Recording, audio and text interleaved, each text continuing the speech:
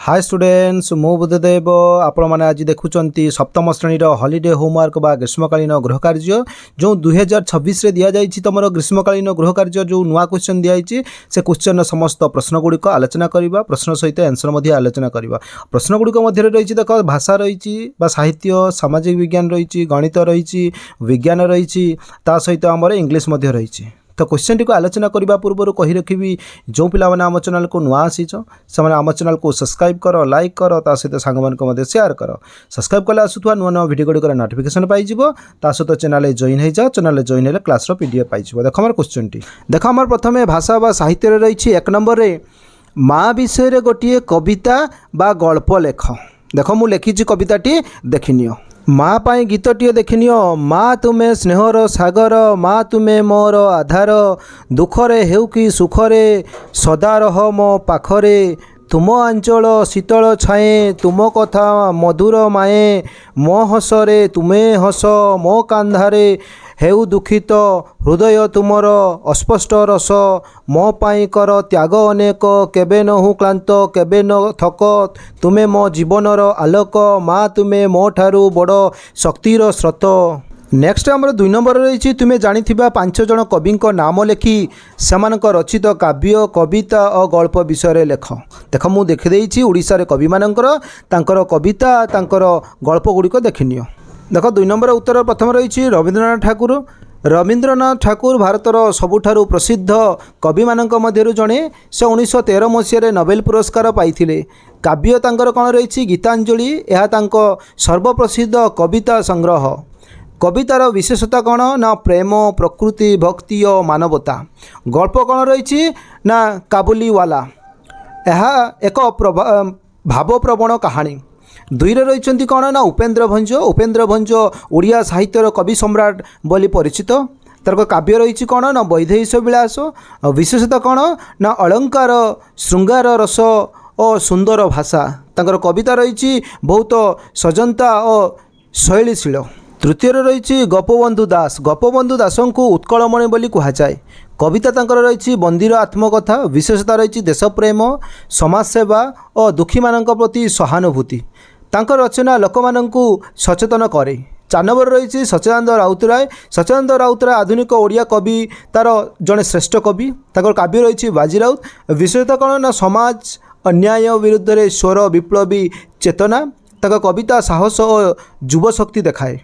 5 रही सारला दास को ओडिया साहित्यर आदिकवि बोली कहुए तांकर काव्य रही महाभारत जहाँकि ओडिया रे विशेषता कौन रही धार्मिक कथा सहल भाषा और लोकजीवनर चित्रण से साधारण लोकंक पई साहित्य को सहज करथिले। नेक्स्ट आमर 3 नंबर रही ओडिशार जेकोसी स्वाधीनता संग्रामी जीवनी विषय लेख देख 3 नंबर मु गोपबंधु दासंकर जीवन विषय दे देछि जन्म गोपबंधुकर जन्म केबे हेतिला ना गोपबंधु दासंकर जन्म 9 अक्टोबर 1877 मसीहा ओडिशार जो जानिछु कि नहीं पुरी जिलार स्वांडो ग्राम रे होइतिला। प्रारंभिक जीवन थिला केपरि ना से छोट बेलू दयालु और सहानुभूतिशील थिले पढ़ाशुणार बहुत भल थिले एवं लोकमानंकर सेवा करने सदा आगभरू थांती। स्वाधीनता संग्राम भूमिका गोपबंधु दास भारतर स्वाधीनता आंदोलन रे सक्रिय भाव भाग नहीं से लोकमानंकु एकता और देशप्रेमर पाठ पढ़ाई देशर स्वाधीनता पाई से बहुत कष्ट सही थे। समाज सेवा से गरीब और दुखी लोकों सहायता करुथिले शिक्षार प्रचार पाई से सत्यवादी विद्यालय स्थापन करथिले जहाँ ओडिशा रे शिक्षार विकास रे बड़ भूमिका नहीं थिला। साहित्य सेवा कौन से जड़े भल कवि और लेखक मध्य थिले तांको प्रसिद्ध कविता बंदीर आत्मकथा लोकमानंकु प्रेरणा देइथिला। मृत्यु गोपबंधु दासंकर मृत्यु 17 जून 1928 मसीह होइथिला। उपसंहार कौन रही ना से उत्कलमणि बोली परिचित तांको जीवन आमको सेवा त्याग देशप्रेमर शिक्षा देइछि।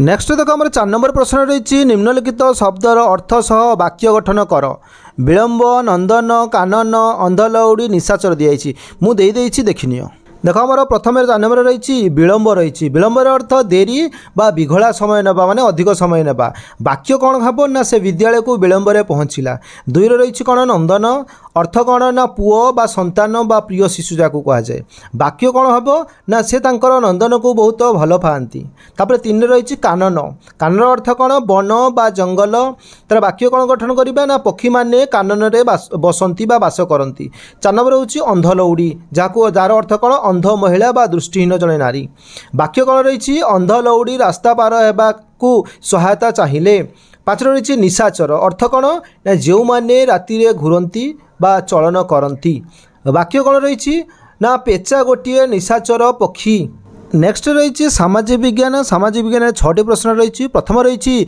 निज जिले में जेकोसी 3टी मंदिर विषय तथ्य संग्रह कर लेख मु लिखिदे देख आम बालेश्वर जिले में 3टी प्रसिद्ध मंदिर विषय तथ्य 1 रही पंचलिंगेश्वर मंदिर नीलगिरी रही पंचलिंगेश्वर मंदिर बालेश्वर जिलार नीलगिरी पहाड़ अंचल अवस्थित यही मंदिर प्रकृतिर सुंदर परिवेश मध्य रही जहाँ दर्शक मानक बहुत आकर्षित करे एठारे भगवान शिवं 5टी लिंग झरणार पानी मध्य रही जहाँ छुई पूजा कराए भक्त मैंने एठाकू आसी शांति और आध्यात्मिक अनुभव पाती यह एक प्रसिद्ध पर्यटन स्थल मध्य अटे 2 रही चंदनेश्वर मंदिर भगरारे रही चंदनेश्वर मंदिर बालेश्वर जिलार एक प्राचीन और पवित्र शिव मंदिर यह रही आमर जहाँकि सुवर्णरेखा मुहाणर जस्ट उत्तर को रही बा एठार दि जाएगी चांदीपुर समुद्र तट निकट अवस्थित प्रतिवर्ष चैत्र मासरे एठारे बैशाल मेला बा विशाल मेला और यात्रा आयोजन हुए जोठारे हजार हजार भक्त जग दे था भक्त माने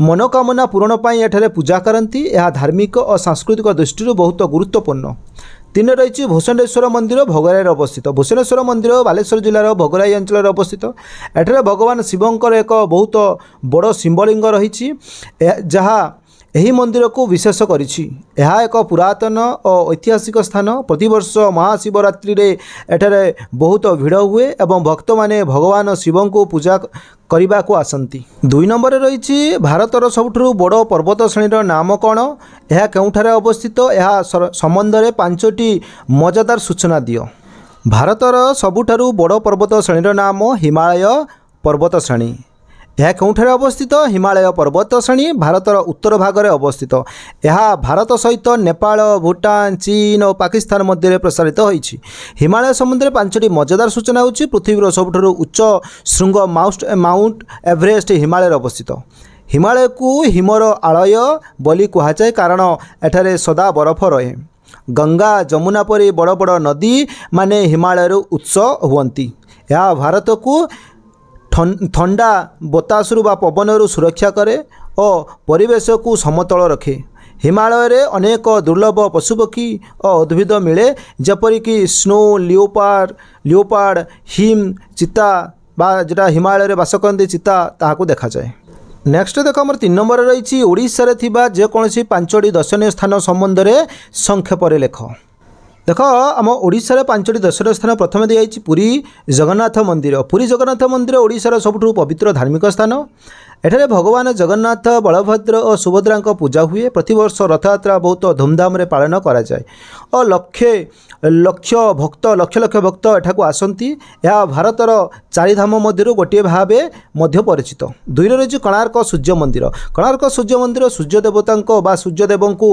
उत्सर्गीकृत एक ऐतिहासिक मंदिर यह रथ आकृति निर्मित और यार शिल्पकला बहुत आकर्षणीय यह यूनेस्को विश्व ऐतिह्य स्थल भाव परिचित और पर्यटक मानक पई आकर्षणर केन्द्र नेक्स्ट रही देख आम चिलिका ह्रद रही चिलिका ह्रद भारतर सबुठ बड़ लवण हृदय ह्रद एठारे विभिन्न प्रजातिर पक्षी और अरावती डॉल्फिन देखा मिले यह परिप्रेक्षी और पर्यटक मानक पई बहुत आकर्षणीय स्थान 4 रही धौली शांति स्तूप एक प्रसिद्ध ऐतिहासिक स्थान एठारे कलिंग युद्ध घटी जहाँपर सम्राट अशोक शांतिर पथ अनुसरण करते एठारे शांति स्तूप थिबारु यह शांतिर प्रतीक भाव परिचित 5 रही शिमिलीपाल जातीय उद्यान ओडिशार एक बड़ वन्यजंतु अभयारण्य एठारे बाघ हाथी हरिण और बहु प्रकार जंगली प्राणी देखा मिले प्रकृतिर सुंदरता और जलप्रपात एठारे आकर्षण बढ़ाई थाए नेक्स्ट आम 4 नंबर रही ग्राम और सहर जीवन तुलना करी चार्ट प्रस्तुत कर एठारे ग्राम ଓ ସହର ଜୀବନର ତୁଳନା ଚାର୍ଟ ଦିଆଯାଇଛି। ଦେଖ ବିଷୟ ରହିଛି ଏବଂ ଗ୍ରାମ ଜୀବନ ସହର ଜୀବନ। ପ୍ରଥମେ ପରିବେଶ କିପରି ଦେଖିବା, ସ୍ୱଚ୍ଛ ଓ ପ୍ରାକୃତିକ ଗ୍ରାମ୍ୟ ଜୀବନ, କିନ୍ତୁ ସହର ଜୀବନ କିପରି ପ୍ରଦୂଷିତ ଓ ଭିଡ଼ଭାଡ଼। ଜନସଂଖ୍ୟା କିପରି, ଗ୍ରାମରେ ରହିଛି କମ୍ ଏବଂ ସହରର ବହୁତ ଅଧିକ। ଗ୍ରାମରେ ରହିଛି ଜୀବନଶୈଳୀ କିପରି, ନା ଜୀବନଶୈଳୀ ସରଳ ଓ ଶାନ୍ତି, କିନ୍ତୁ ସହରରେ ରହୁଛି ଦୌଡ଼ ଧୌଡ଼ ଓ ବ୍ୟସ୍ତ। ତାପରେ ଗ୍ରାମ୍ୟର ଦେଖ ଚାକିରି ଦେଖିବା, ଚାକିରି କ୍ଷେତ୍ରରେ ଗ୍ରାମ୍ୟ ଜୀବନ ହେଉଛି କୃଷି ଓ ଛୋଟ କାମ, ସହର ଜୀବନରେ ଅଫିସ୍ ବ୍ୟବସାୟୀ ଶିଳ୍ପ ରହିଛି। ସେଟା ଶିକ୍ଷା କ୍ଷେତ୍ରରେ ଦେଖିବା, ଗ୍ରାମ୍ୟ ଜୀବନ ହେଉଛି ସୀମିତ ସୁବିଧା, କିନ୍ତୁ ସହରରେ କ'ଣ ହେଉଛି ଭଲ ସ୍କୁଲ କଲେଜ ରହିଛି। ସେଭଳିଆ ଚିକିତ୍ସା କ୍ଷେତ୍ରରେ ଦେଖିବା, ଗ୍ରାମ୍ୟ ଜୀବନରେ କମ୍ ହସ୍ପିଟାଲ, କିନ୍ତୁ ସହରୀ ଜୀବନରେ ଅଧିକ ଓ ଉନ୍ନତ ହସ୍ପିଟାଲ। ସେଭଳି ଗ୍ରାମ୍ୟ ଜୀବନରେ ଦେଖିବା ଯାତାୟାତ କମ୍ ସୁବିଧା ରହିଛି, କିନ୍ତୁ ସହର ଜୀବନରେ ରହିଛି କ'ଣ ଭଲ ରାସ୍ତା ଓ ଯାନବାହନ ରହିଛି। ଏବଂ ସହରୀ ଜୀବନ ଆମର ଗ୍ରାମ୍ୟ ଜୀବନରେ ସୁରକ୍ଷା କିପରି ଦେଖିବା, ସାଧାରଣତଃ ନିରାପଦ, କିନ୍ତୁ ସହର ଜୀବନରେ କେତେକ ସମୟରେ କ'ଣ ହୁଏ ଅନିରାପଦ ବା ବିପଦ ସୃଷ୍ଟି ହୁଏ। ସମ୍ପର୍କ ସେଭଳିଆ ଦେଖିବା, ଗ୍ରାମ୍ୟ ଜୀବନରେ ଲୋକମାନେ ଆତ୍ମୀୟ ଓ ମିଶୁକ, ମାନେ ଲୋକମାନଙ୍କ ସହିତ ମିଳାମିଶା ବେଶୀ ହୁଏ, କିନ୍ତୁ ସହରୀ ଜୀବନରେ ଲୋକମାନେ ବ୍ୟସ୍ତ କମ୍ ସମ୍ପର୍କ ରହିଛି। ସେଭଳିଆ ଗ୍ରାମ୍ୟ ଜୀବନରେ ଖର୍ଚ୍ଚ ଦେଖିବା କମ୍ ଖର୍ଚ୍ଚ ହୁଏ, କିନ୍ତୁ ସହରୀ ଜୀବନରେ ଅଧିକ ଖର୍ଚ୍ଚ। ସାରାଂଶରେ କ'ଣ ରହିଛି, ତ ଗ୍ରାମ୍ୟ ଜୀବନ ସରଳ ଓ ପ୍ରାକୃତିକ ହୋଇଥାଏ, ଯେତେବେଳେ ସହର ଜୀବନ ସୁବିଧା ସମ୍ପନ୍ନ କିନ୍ତୁ ବ୍ୟସ୍ତ ଓ ଖର୍ଚ୍ଚଳ ହୁଏ। ସେଭଳି 5 ନମ୍ବର ରହିଛି, ତୁମ ଅଞ୍ଚଳରେ ସୁନାମ ଅର୍ଜନ କରିଥିବା 2 ଜଣ ପ୍ରସିଦ୍ଧ ବ୍ୟକ୍ତିଙ୍କ ନାମ ଲେଖ ଓ ସେ କେଉଁ କାମ ପାଇଁ ପ୍ରସିଦ୍ଧ ଲେଖ। ପ୍ରଥମେ ଦେଖିବା ଆମର ରହିଛି 1 ନମ୍ବରରେ ରାଧାନାଥ ରାୟ। ରାଧାନାଥ ରାୟ ବାଲେଶ୍ୱର ଜିଲ୍ଲାର ଜଣେ ପ୍ରସିଦ୍ଧ କବି ଥିଲେ। ସେ ଆଧୁନିକ ଓଡ଼ିଆ ସାହିତ୍ୟର ପ୍ରବନ୍ଧକ ଭାବରେ ପରିଚିତ। ତାଙ୍କ କବିତାରେ ପ୍ରକୃତିର ସୌନ୍ଦର୍ଯ୍ୟ, ଦେଶପ୍ରେମ ଓ ସାମାଜିକ ଚିନ୍ତାଧାରା ଦେଖିବାକୁ ମିଳେ। ଚନ୍ଦ୍ରଭାଗା ଓ ମହାଯାତ୍ରା ତାଙ୍କର ଖ୍ୟାତି ଲାଭ କରିଥିବା କୃତି। ତାପରେ ରହିଛି ଫକୀରମୋହନ ସେନାପତି। ଫକୀରମୋହନ ସେନାପତି ଓଡ଼ିଆ ସାହିତ୍ୟର ଜଣେ ଅତ୍ୟନ୍ତ ମହାନ ଲେଖକ ଓ ଆଧୁନିକ ଓଡ଼ିଆ ସାହିତ୍ୟର ଜନକ ଭାବେ ପରିଚିତ। ସେ ବାଲେଶ୍ୱର ଜିଲ୍ଲାର ଜନ୍ମଗ୍ରହଣ କରିଥିଲେ। ସେ ଉପନ୍ୟାସ, ଗଳ୍ପ ଓ କବିତା ଲେଖି ଓଡ଼ିଆ ସାହିତ୍ୟକୁ ନୂତନ ଦିଗ ଦେଇଥିଲେ। ତାଙ୍କର ସବୁଠାରୁ ପ୍ରସିଦ୍ଧ ଉପନ୍ୟାସ 6 ମାଳ 8 ଗୁଣ୍ଠ, ଯେଉଁଥିରେ ସମାଜର ଅନ୍ୟାୟ ଓ କର୍ମଦାରୀ ପ୍ରଥାକୁ ଚିତ୍ରିତ କରାଯାଇଛି। ସେ ଓଡ଼ିଆ ଭାଷାର ସୁରକ୍ଷା ଓ ଉନ୍ନତି ପାଇଁ ବହୁତ ପ୍ରୟାସ କରିଥିଲେ। ତାଙ୍କର ଲେଖା ଆଜି ମଧ୍ୟ ଲୋକମାନଙ୍କୁ ପ୍ରେରଣା ଦେଇଥାଏ। ନେକ୍ସଟ ରହିଛି ଆମର ଦେଖ 6 ନମ୍ବରରେ, ତୁମ ଗାଁ କିମ୍ବା ସହରର ଗୋଟିଏ ପୁରାତନ କୀର୍ତ୍ତି ବିଷୟରେ ଏକ କାହାଣୀ ଲେଖ। ମୁଁ ଆମ ଦେଖ ବାଲେଶ୍ୱର ଜିଲ୍ଲାରେ ଲେଖିଛି କ୍ଷୀରଚୋରା ଗୋପୀନାଥ ମନ୍ଦିରର କାହାଣୀ। କ୍ଷୀରଚୋରା ଗୋପୀନାଥ ଟେମ୍ପଲ ବା ରେମୁଣା ବାଲେଶ୍ୱରର ଏକ ପ୍ରସିଦ୍ଧ ପୁରାତନ ମନ୍ଦିର। ଏହି ମନ୍ଦିରରେ ଭଗବାନ ଶ୍ରୀକୃଷ୍ଣ କ୍ଷୀରଚୋରା ଗୋପୀନାଥ ଭାବେ ପୂଜା ପାଆନ୍ତି। ପୁରୁଣା କଥା ଅନୁସାରେ ଜଣେ ଭକ୍ତ ନାମ ମାଧବେନ୍ଦ୍ର ପୁରୀ ଏଠାକୁ ଆସିଥିଲେ। ସେ ଭଗବାନଙ୍କ ପାଇଁ ପ୍ରସ୍ତୁତ ହୋଇଥିବା କ୍ଷୀରି ବା ପାୟସ ଦେଖିଲେ, କିନ୍ତୁ ନିଜେ ଚାହିଁବାକୁ ଲଜ୍ଜା ପାଇଲେ। ଭକ୍ତଙ୍କ ମନୋଭାବ ବୁଝି ଭଗବାନ ରାତିରେ ଏକ ପାତ୍ର କ୍ଷୀର ଲୁଚାଇ ରଖିଦେଇଥିଲେ।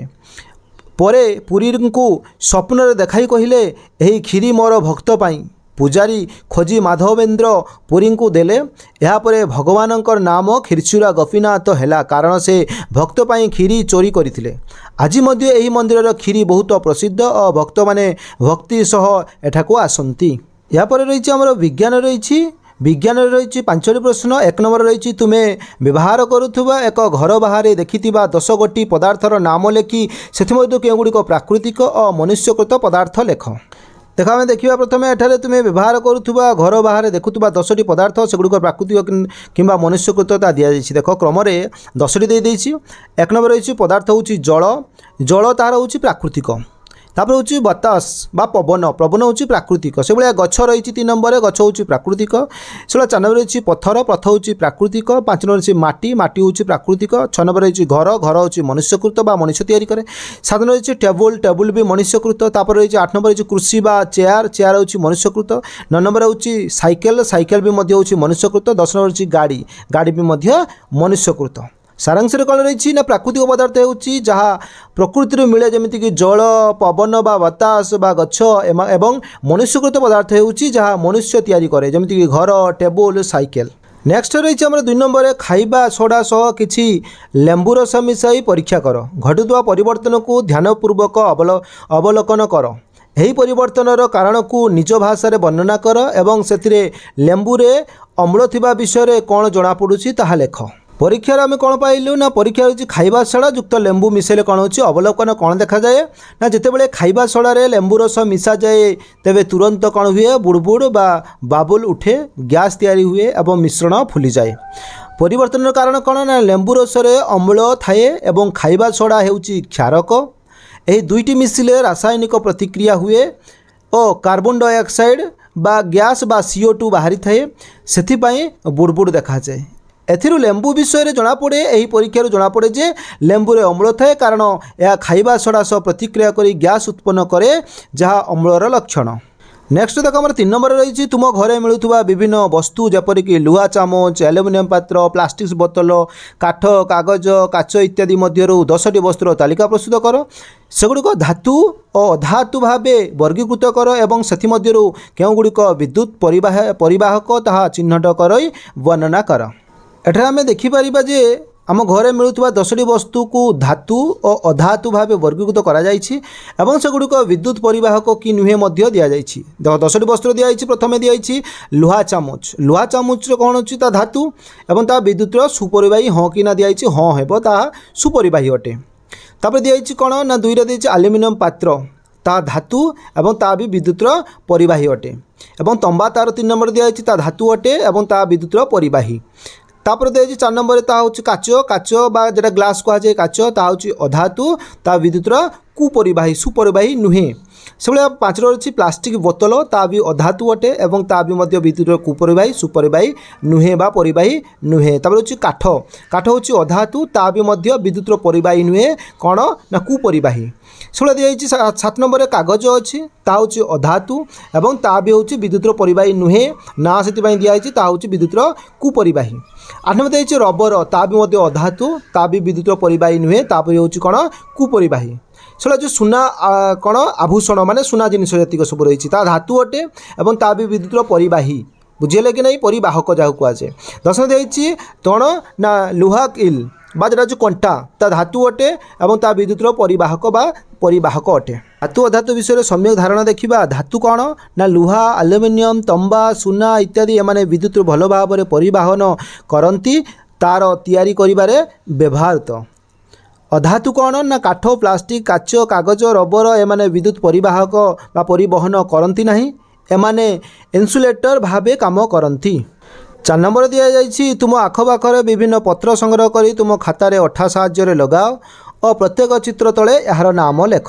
ଦେଖ ମୁଁ ପତ୍ରର ଚିତ୍ରଗୁଡ଼ିକ ଦେଇଦେଇଛି, ତୁମେ କିନ୍ତୁ ଅରିଜିନାଲ ପତ୍ରଗୁଡ଼ିକ ଖାତାରେ ଲଗାଇବ। ପ୍ରଥମେ ତେଜପତ୍ର ଦେଇଦେଇଛି, ତାପରେ ପୋଦିନା ପତ୍ର, ଧଣିଆ ପତ୍ର, ଭୃସଙ୍ଗ ପତ୍ର, ପାଳଙ୍ଗ ଶାଗ, ସଜନା ଶାଗ, ପୋଇ, ତାପରେ ସାରୁ ପତ୍ର, ଏଗୁଡ଼ାକ ସବୁ ତୁମେ ଖାତାରେ ଲଗାଇ ପାରିବ ଅଠା ଦେଇକିନା ତାର ତଳେ ନାଁ ଲେଖିଦେବ। ତାପରେ ଦେଖ ଆମର 5 ନମ୍ବର ଦିଆଯାଇଛି ତୁମ ଘର ପାଖାପାଖି ପରିବେଶରେ ଘଟୁଥିବା ପରିବର୍ତ୍ତନ ଯେପରିକି ପରିବା ପଚିଯିବା, ଦୁଧ ଦହି ହେବା, ଲୁହାରେ କଳଙ୍କି ଲାଗିବା, ଗଛର ବୃଦ୍ଧି ଇତ୍ୟାଦି ମଧ୍ୟରୁ କିଛି ଉଦାହରଣ ଚିହ୍ନଟ କର। ପ୍ରତ୍ୟେକ ପରିବର୍ତ୍ତନକୁ ଅନୁଧ୍ୟାନ କରି ରାସାୟନିକ ଓ ଭୌତିକ ପରିବର୍ତ୍ତନର ତାଲିକା କର। ଦେଖ ଆମର 5 ନମ୍ବର ରହିଛି ପ୍ରଥମେ ଭୌତିକ ପରିବର୍ତ୍ତନ, ଯେଉଁଥିରେ କେବଳ ଆକାର ରୂପ ବଦଳେ ନୂଆ ପଦାର୍ଥ ହୁଏ ନାହିଁ। ଉଦାହରଣ ରହିଛି ବରଫ ଗୋଳି ପାଣି ହେବା, ପାଣି ଫୁଟି ବାଷ୍ପ ହେବା, କାଗଜ କଟିବା, ମାଟିକୁ ଆକାର ଦେବା ଏବଂ ଚିନି ପାଣିରେ ଘୋଳିଯିବା ମାନେ ମିଶିଯିବା। ରାସାୟନିକ ପରିବର୍ତ୍ତନ କ'ଣ ନା ଯେଉଁଥିରେ ନୂଆ ପଦାର୍ଥ ତିଆରି ହୁଏ। ଉଦାହରଣ ରହିଛି କ'ଣ ପରିବା ପଚିଯିବା, ଦୁଧ ଦହି ହେବା, ଲୁହାରେ କଳଙ୍କି ବା ଜଙ୍ଗ ଲାଗିବା, କାଠ ଜଳି ଖାକ ହୋଇଯିବା, ଖାଦ୍ୟ ରନ୍ଧିବା। ଦେଖ ଭୌତିକ ପରିବର୍ତ୍ତନ ରାସାୟନିକ ପରିବର୍ତ୍ତନ ଦେଖିବା। ଭୌତିକ ପରିବର୍ତ୍ତନ ବରଫ ପାଣି ହୁରି ବାଷ୍ପ, କାଗଜ କଟିବା, ଚିନି ଘୋଳିବା, ଏଗୁଡ଼ାକ ହେଉଛି କ'ଣ ଭୌତିକ ପରିବର୍ତ୍ତନ। ରାସାୟନିକ ପରିବର୍ତ୍ତନ ହେଉଛି ଦୁଧ ଦହି ହେବା, ଲୁହା କଳଙ୍କି ଲାଗିବା, କାଠ ଜଳିବା, ପରିବା ପଚିବା, ଏଗୁଡ଼ାକ ହେଉଛି ରାସାୟନିକ ପରିବର୍ତ୍ତନ। ନେକ୍ସଟ ଦେଖ ଆମର ରହିଛି ଇଂଲିଶରେ 1 ନମ୍ବର ଦିଆଯାଇଛି right the names of 3 animals and 3 birds, right 5 lines about your favorite pet, bird or animals। ଦେଖ ଆମର ରହିଛି ପ୍ରଥମେ 3 animals and 3 birds। ଦେଖ 3ଟି ଆନିମାଲ ରହିଛି କାଉ, ଡଗ୍, ଟାଇଗର, ବାର୍ଡସ୍ ରହିଛି ପ୍ୟାରଟ୍, ପିକକ୍, କ୍ରୋ। ଏବଂ ସେ କହିଥିଲା କ'ଣ 5ଟି line about your favourite animals. ତେଣୁ ମୁଁ ଡଗ୍ ବିଷୟରେ ଲେଖିଛି। ପ୍ରଥମେ ରହିଛି my favourite animal is dog, ମୋର ଫେଭରାଇଟ୍ ଆନିମାଲ୍ ହେଉଛି କିଏ କୁକୁର। ଇଟ୍ ଇଜ୍ ଏ ଫେଥଫୁଲ୍ ଆନିମାଲ୍, କାହିଁକି ସେ ବହୁତ ଆମ ପାଇଁ ବହୁତ କୃତଜ୍ଞ ଅଟେ। It is guarded our house, ସେ ଆମ ଘରକୁ ସୁରକ୍ଷା ଦିଏ। It likes to eat meat and rice, ସେ ଭାତ ଖାଏ ଏବଂ ମାଂସ ଖାଇବାକୁ ଭଲ ପାଏ। I love my dog very much, ମୋ କୁକୁରକୁ ବହୁତ ଭଲ ପାଏ। ନେକ୍ସଟ ରହିଛି ଆମର 2 ନମ୍ବର ରହିଛି order the jumbled letters and make word example दिखाई SNU ताको सजाड़ी के लिखले SUN हो तो यही सब गुड़ाक मुझे देदेची सजाड़ीना देखे नियो देखो आम जम्बुल वार्ड रही करेक्ट वार्ड रही माने असजड़ा शब्द सजड़ा शब्द प्रथम दिखाई कौन ना ERT ताको सजाड़ी के लिखले ट्री हम तापर INIR दिखाई ताको रेन हम तापर एटारे रन हम तापर एटारे केयर हम तापर जम्बुल शब्द करेक्ट वार्ड हम कौन लाइट हम तापर रोप हम तापर डे हम तापर बुक तापर कंट्री हम तापर कौन हम ना डाउन हम नेक्स्ट आमर 3 नंबर रही match A with V example bird next माने पक्षी बसारे बास कै से भाया देख मु शब्द गुड़िक देदेची तार ठीक करी देखि नियो देख आम प्रथम रही बार्ड बा पक्षी बसारे बास कै राबिट ठेकुआ ब्यूरो बा गुहारे बास कै बेयर भालू कौटी बास कै केप बा गुंफारे बास कै माउस माने मूषा मूषा कौटी बास कै गातर हल रे बास कै मंकी मांकड़ कौटी बास कै ट्री गछरे बास कै स्पाइडर माने बुढ़ियाणी बुढ़ियाणी वेब रे बा बुढ़ियाणी जाल रे बास कै नेक्स्ट आम 4 नंबर दिखाई write 10 lines what would you like to be when you grow up and why देख आमर देछि what would you like to be when you grow up and why तो मुझे 10टी लाइन लिखिदे देखिए I would like to be a doctor मु गोटे डाक्तर होगा पसंद करी व्हेन आई ग्रो अप मुझे बड़ हेबी a doctor help sick people गोटे डाक्तर असुस्थ लोक मानक साहाय्य करे I want to take care of patient मु मध्य जत्न नेबी कौमानकर ना पेशेंट बा रोगी मानकर जत्न नेबाकू चाहिए आई विल वर्क हार्ड मु कठिन परिश्रम करी टू अचीव माय ड्रीम मोर स्वप्न को पूरण करने I like to help other मु मध्य अन्य मानकू साहाय्य करी doctors are respected in society doctor माने आम समाज रे रेस्पेक्टेड लोक अटंती I want to serve my country मु मो देश पाई मु काम करी आई विल स्टडी साइंस मु विज्ञान पढ़ी and become a good doctor एवं मध्य गोटे भल doctor heavy I will treat poor people kindly मु दयालु भाव हो गरीब लोक मानकर सेवा करी I will make my parents proud मु मध्य मोर पिता माता गर्वित हेबी नेक्स्ट देख आम 5 नंबर दिखाई refer question number 3 and use any 10 words to write 10 sentence जो आमर 3 नंबर क्वेश्चन रही से जेकोसी 10टी वाक्य करते कही से 10 वर्ड नहीं 10टी वाक्य करते कही से मुझे देखी नियो देख एठार आमर 10टी here 10 simple sentence using those words से शब्द गुड़िक एठार 10टी वाक्य कर देखी नियो 1 नंबर दिखाई the birds live in a nest गोटे पक्षी बास करे कौटी ना बसारे the rabbit live in a burrow ठेकुआ बास करे कौटी गुहारे बास करे the bear stay in a cave गुंफारे किए रहे ना बेयर बा भालू रहे the mouse hides in a whole मूषा लुचि रहे गात भितर the monkey jumps on the tree मांकड़ गछरे डेई थाए ए डालर से डाला को 6 नंबर अच्छी the spider makes a web spider माने बुढ़ियाणी जाल तैयारी करे 7 number the trees gives us shades गछ आमको छाया प्रदान करे 8 number the nest is on the tree बसाटी गछ उपरे अछि द केव इज डार्क गुंफाटी कौन अटे ना अंधार अटे the web is very thin web माने बुढ़ियाणी जालटी बहुत पतला नेक्स्ट आम देख रही गणित रही आम 3टी प्रश्न प्रथम 1 नंबर दिखाई निम्न रे दिया जाइथवा संख्या गुड़ी को भारतीय स्थानीय मान अनुसार पढ़ एवं से गुड़िकर संख्या नाम उभय भारतीय अमेरिकीय प्रणाली रे लेख देख संख्या गुड़िक देदेची तार उत्तर सह देदेची देखि नियो देख 1 नंबर प्रथम ए रे संख्या रही कौन 3218796 भारतीय प्रणाली रे कौन हम ना जो संख्या दिखाई केमिति पढ़ा ना 32,18,796 अमेरिका प्रणाली रे दिखाई संख्याटी कहीं अमेरिका प्रणाली रे आम एकक पाखु आसले 3टी संख्या छाड़ी 3टी दे था कि आम भारतीय रे प्रथम एकक पाखु 3टी तापर 2टी लेखाएं दशमिक दि जाए जान ताकू पढ़ा केमी अमेरिका प्रणाली रे ना 3,218,796 से बी रे रही कौन 1298760009 तो भारतीय प्रणाली रे कौन है ना जो 12 पर कमा 98,76,009 तो 12,90,76,009 अमेरिका प्रणाली लिखिले कौन हम 129 पर कमा 876 पर कमा 009 129,876,009 सी रे रही कौन से भाया 7 5 6 8 9 0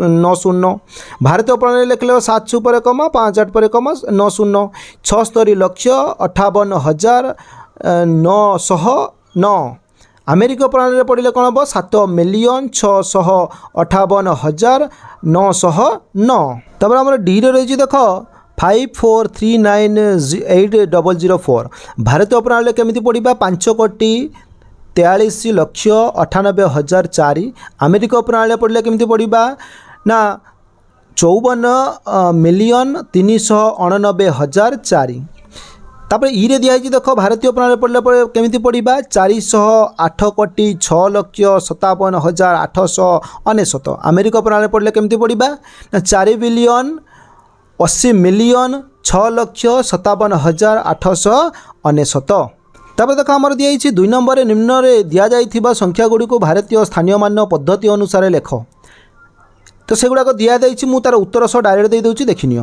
देख आमर रही भारतीय स्थानीय मान पद्धति लेखिबा एर रही 2,04,05,020 तेणु 20405020 वीर रही कौन 3,70,000,006,008 तेणु 307,000,006,008 हम तापर सी रही 15,12,25,090 ताले 15,12,25,090 हम चलो डी रही 8,10,00,000,300,500 ताले 80,10,300,500 यही संख्या गुड़िक हेब नेक्स्ट आम 3 नंबर रही देख तुलना कर एवं बड़ सान किंबा समान लेख संख्या गुड़िक मुझे दि जाइए मुझे उत्तर सह डायरेक्ट दे देती देखिनियो देख आम 3 नंबर प्रथम ए रही 25,000 और एपटे रही 25 लक्ष तेल 25,000 और 25 लक्ष बड़ किए हे 25 लक्ष बड़ हे तेणु 25 लक्ष आड़ को मुहटा रहा 700,000 बुझे कि नहीं तेल के